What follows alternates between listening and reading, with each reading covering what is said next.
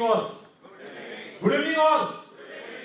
જે રીતે નીરવજીએ કીધું એમ રોકાણનું રોકાણ આપણે કંપનીમાં કેવી રીતે રોકાણ કરી શકીએ છીએ એના બે રસ્તા છે. એક છે RSIP.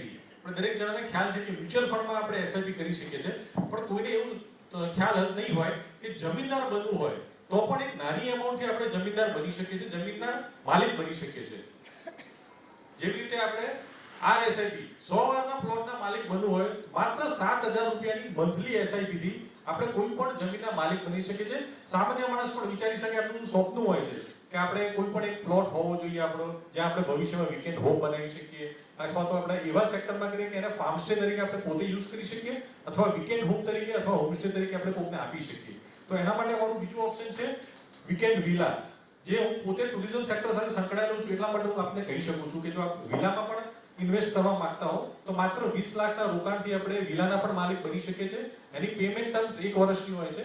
માત્ર 20% રોકાણથી આપણે વિલાના માલિક બની શકાય છે. વીકેન્ડ વિલા આપણી છે 900 સ્ક્વેર યાર્ડના પ્લોટ છે, સોરી 900 સ્ક્વેર ફૂટનો, અને એમાં 363 સ્ક્વેર ફૂટનું આપણે બાંધકામ આપીએ છીએ, સ્ટુડિયોનું આપીએ છીએ એની અંદર, અને ભવિષ્યમાં ટુરિઝમ હબ આવવાનું છે લોથલમાં. એના કારણે ગવર્નમેન્ટ ત્યાં આગળ હોમસ્ટે પ્રોજેક્ટ લાવી રહી છે, જેના આપણે ફિક્સ રિટર્ન આપણને મળી રહ્યું છે 60 મહિનાનું. દર મહિના માટે 7,500 નું આપણને fix guaranteed rent from first day મળે છે જ્યારે તમે રોકાણ કરો છો વિલાની અંદર ત્યારે.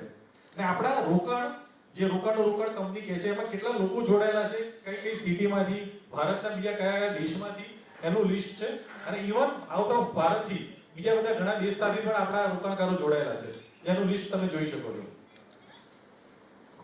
Thank you Nirav.